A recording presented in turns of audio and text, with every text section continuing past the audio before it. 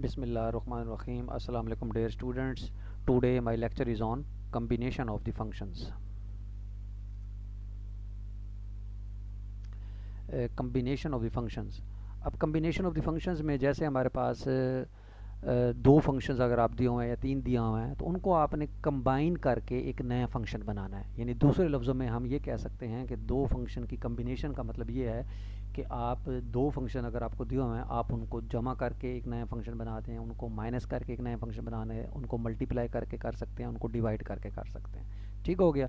तो in similar manner we can add subtract multiply and divide the real number. जैसे हम दो number आपके पास दिए हों तो उधर से आप उनको मल्टीप्लाई करके डिवाइड करके जमा करके या माइनस करके एक नया नंबर हासिल करते हैं। इसी तरीके से फंक्शंस में भी होता है। आपके पास फंक्शंस की कम्बिनेशंस का मतलब है कि आपने दो नंबर्स को ऐड करके सब्ट्रैक्ट करके डिवाइड करके या मल्टीप्लाई करके एक नया फंक्शन जो है वो हासिल किया। तो इसको डिफ़ाइन इस तरीके से करते हैं कि अगर f प्लस जी आपके पास कोई फंक्शन है तो आप दोनों को जब ऐड करेंगे तो उसको वो डिफ़ाइन इस तरीके से हुआ f of x plus G of x। इसी तरीके सब्ट्रैक्शन जो है वो भी इसी तरीके से हुई। तो if the domain of f, क्योंकि मेन कंडीशन फंक्शंस को ऐड करना बहुत इजी है। जैसे अगर आपके पास डिफरेंट टाइप के फंक्शन है तो वो इजीली ऐड हो जाएंगे, लेकिन अगर आपके पास सेम पोलिनोमियल फंक्शंस ऐड हो रहे हैं तो उसमें जो सेम टर्म्स वाले हैं वो इकट्ठे हो जाएंगे, वो उनको ऐड कर देंगे।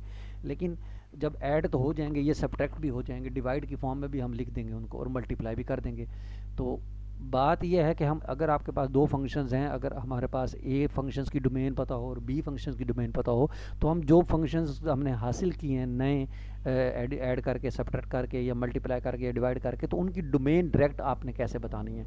अलग अलग करके तो हम बता सकते हैं, यानी ए की पता है बी की पता है, फिर अगर आपने जमा कर दिया तो उसकी डायरेक्ट बता दें या ए और बी की मदद से हम निकालेंगे।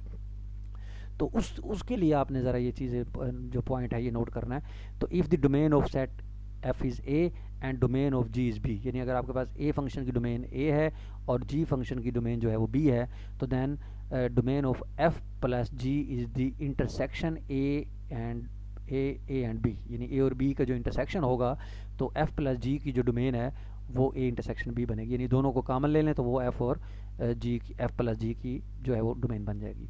मिसाल के तौर पर because f and g have to defined for example the domain of f, x के रूट जो है इसकी डोमेन क्या बनेगी 0 से इन्फिनिटी। ज़ाहिर बात है क्योंकि ये इसकी वैल्यू जो है x की वैल्यू जो है वो greater than or equal to 0 होगी, क्योंकि नेगेटिव हम नहीं ले सकते इसलिए इसकी डोमेन 0 से प्लस इन्फिनिटी तक होगी। इसी तरह g जो है 2 माइनस एक्स है, तो 2 माइनस एक्स अगर greater than or equal to 0 रखें तो x less than or equal to 2 होगा। तो इसका मतलब है इसकी जो डोमेन बनेगी वो माइनस इन्फिनिटी से 2 तक बनेगी। तो ये देखें 0 से प्लस इन्फिनिटी और माइनस इन्फिनिटी से लेकर 2 तक, तो ये आपके पास दो हो गए। तो सो f प्लस जी जब आपने किया तो ये x के रूट प्लस 2 माइनस एक्स के रूट किया, तो इसकी जो डोमेन होगी वो a इंटरसेक्शन b हो जाएगा। तो 0 से इन्फिनिटी का मतलब है 0 से सारे बड़े नंबर, और माइनस इन्फिनिटी से 2 तक आप दोबारा लाइन ड्रा करें तो इनमें जो कॉमन आ रहा है तो वो ज़ाहिर बात है 0 से लेकर 2 तक कॉमन आ रहे हैं, तो इसके ज़ाहिर बात है f प्लस जी की जो डोमेन होगी वो 0 से लेकर 2 तक होगी। ठीक हो गया। इसके क्योंकि इसमें ज़ाहिर बात है अगर हम इसके ये वाले नंबर लें प्लस इन्फिनिटी वाले लें तो वो इसको सेटिस्फाइड करेंगे, इसको नहीं करेंगे। और अगर मैं ज़ाहिर बात है माइनस इन्फिनिटी से 2 वाले लूँ, ये लूँ, तो आप वो इसको सेटिस्फाइड करेंगे, इसको नहीं करेंगे। ठीक है, इसको करेंगे, इसको नहीं करेंगे। तो इसलिए आपने जब जमा करना है तो उसकी जो डोमेन होगी वो दोनों डोमेन्स का इंटरसेक्शन ले लें, तो वो आपके इंटरसेक्शन यानी एडिशन की जो है वो हो जाएगी। इसी तरीके से सब्ट्रैक्शन की भी आप इसी तरीके से कर लेंगे। अब जब हम दोनों अब जब product similarly the product and quotient functions are defined as, उनकी कोशेंट करें एफ जी और F X into G X और F divide by G of X F X over G X. तो इसकी भी डोमेन उसी तरीके से होगी। The domain of F G is A intersection B, but we can not divide by 0, लेकिन हम 0 पर डिवाइड नहीं कर सकते। And so the domain of F over G is A intersection B, लेकिन इस पर कंडीशन है कि जी जो है वो नॉट इक्वल टू 0 हो। अब मिसाल के तौर पर जैसे फंक्शन आपको दिया हो एक्स स्क्वायर और जी फंक्शन दिया हो एक्स माइनस 1। अब एक्स स्क्वायर की डोमेन जो है वो कंप्लीट रियल लाइन है और एक्स माइनस 1 की डोमेन भी कंप्लीट रियल लाइन है, लेकिन डोमेन ऑफ रैशनल फंक्शन यानी x square over x minus 1, तो इसकी जो डोमेन होगी वो पूरी रियल लाइन होगी लेकिन उसमें 1 नहीं होगा। तो यही चीज़ हमने यहाँ बताई है कि उसमें मतलब आप उसकी रियल उसमें देख लें उसकी रियल लाइन और इसकी रियल लाइन, लेकिन दोनों रियल लाइन का इंटरसेक्शन रियल लाइन ही आएगी, लेकिन उसमें वो पॉइंट आपको निकालना पड़ेगा जहाँ जी जो है वो 0 हो जाए, जहाँ जी क्या हो जाए ज़ीरो हो जाए, तो कहाँ ज़ीरो होता है, 1 पर ज़ीरो होता है, तो इसलिए हमने उसमें से 1 को माइनस कर दिया। ठीक हो गया।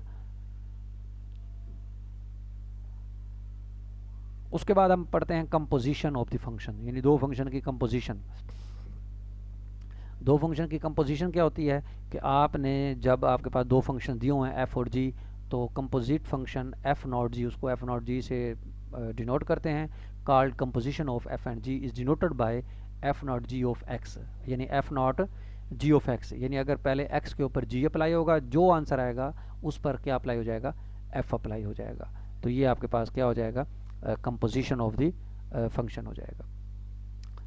तो जैसे मिसाल के तौर पर देखें, अगर आपके पास फंक्शन एक्स स्क्वायर है और जी एक्स एक्स माइनस 3 है, तो वो कह रहे हैं एफ नॉट जी फाइंड करें, जी नॉट एफ फाइंड करें। तो F not G of X का मतलब है कि एक्स के ऊपर पहले जी अप्लाई होगा, जो आंसर आएगा उसके ऊपर एफ अप्लाई हो जाएगा, तो ये बनेगा एफ ऑफ जी एक्स। अब एफ ऑफ जी एक्स किसके बराबर है, एक्स माइनस 3, तो ये बन गया एफ ऑफ एक्स माइनस 3। इसका मतलब है आपने फंक्शन की वैल्यू निकालनी है एफ की, किसके ऊपर, एक्स माइनस 3 के ऊपर, यानी फंक्शन एफ के अंदर जहाँ जहाँ एक्स है क्या पुट कर दें, एक्स माइनस 3, तो वो बन जाएगा एक्स माइनस 3 का स्क्वायर, तो आपका एफ नॉट जी आ गया। इसी तरीके से अगर हम जी नॉट एफ फाइंड करें, तो जी नॉट एफ का मतलब है कि पहले एक्स के ऊपर एफ अप्लाई होगा, जो आंसर आएगा उसके ऊपर जी अप्लाई हो जाएगा, तो ये बनेगा जी ऑफ एफ एक्स। तो एफ एक्स आपका है एक्स स्क्वायर, तो ये बन गया जी ऑफ एक्स स्क्वायर। इसका मतलब है जी ऑफ एक्स स्क्वायर का मतलब है कि जी फंक्शन की वैल्यू निकालनी है एट एक्स स्क्वायर के ऊपर, तो जहाँ जहाँ जी के अंदर एक्स है वहाँ एक्स स्क्वायर पुट कर दें, तो ये आएगा एक्स स्क्वायर माइनस 3। तो यहाँ से आप कंपेयर करके ये भी बता सकते हैं, देखें कि ये दोनों फंक्शन डिफरेंट हैं, तो यहाँ से ये भी रिजल्ट याद रखना है कि एफ नॉट जी और जी नॉट एफ जो है वो डिफरेंट होते हैं। ठीक हो गया। तो इसी तरीके से जो है हम ये करेंगे। बाकी आगे इसकी डोमेन की बात, तो ये देखें, ये डोमेन हम यहाँ पढ़ लेते हैं। The domain of F not G is the set of all X in the domain of G such that gx in the domain of f. In other words, f not g is defined whenever both g and f are defined. तो इसकी domain भी हम calculate कर लेंगे। ये देखें, जैसे f दिया हुआ है, ये g दिया हुआ है, वो कह रहा है इन फंक्शंस की आप कैलकुलेट करें और फिर इनकी डोमेन बताएं। तो उसी तरीके से करेंगे। f not g of x का मतलब है कि आप g ऑफ x के ऊपर f अप्लाई करें, तो जी ऑफ एक्स के ऊपर एफ अप्लाई करें, तो जी एक्स आपको दिया हुआ है 2 माइनस एक्स का स्क्वायर रूट। इसका मतलब है अब आपने एफ की वैल्यू बतानी है 2 माइनस एक्स स्क्वायर रूट के ऊपर, तो जहाँ जहाँ एफ के अंदर एक्स है तो एक्स की जगह 2 माइनस एक्स का स्क्वायर रूट पुट कर दें, तो ये हो जाएगा स्क्वायर रूट के अंदर भी एक्स है, तो एक्स की जगह 2 माइनस एक्स स्क्वायर रूट हो गया, तो 1/2 1/2 1/4, तो ये 2 माइनस एक्स का फोर्थ रूट बन गया। तो जाहिर बात है ये पावर है 1/4 है, तो जाहिर बात है 2 माइनस एक्स जो है वो greater than or equal to 0 रखें, तो x greater than or equal to 2 हो जाएगा, लेस देन इक्वल टू 2 हो जाएगा। इसका मतलब 2 से छोटी वैल्यू जितनी भी हैं तो वो एफ नॉट जी की डोमेन कैलकुलेट होगी। इसी तरीके से ये आप बाकी फंक्शन जो हैं वो भी कर सकते हैं। ठीक है, जी नॉट जी और एफ नॉट जी, तो ये भी इसी तरीके से है। आपको जी फंक्शन दिया हुआ है, एफ दिया हुआ है, जी दिया हुआ है, एच भी दिया हुआ है, तो वो कह रहा है f not g not h find करें। तो पहले आप, क्योंकि इसके अंदर एफ एसोसिएटिव लॉ भी होल्ड है, पहले एच अप्लाई करें एक्स के ऊपर, जो आंसर आया उसके ऊपर जी अप्लाई करें, फिर जो आंसर आया उसके ऊपर फिर एफ अप्लाई कर दें, तो आपके पास ये उसी तरीके से फंक्शन जो है वो कैलकुलेट हो जाएगा। तो ये आप इस तरह एग्जांपल जो है कंपोजिशन ऑफ द फंक्शन जो है वो चेक कर लीजिएगा। Thank you very much.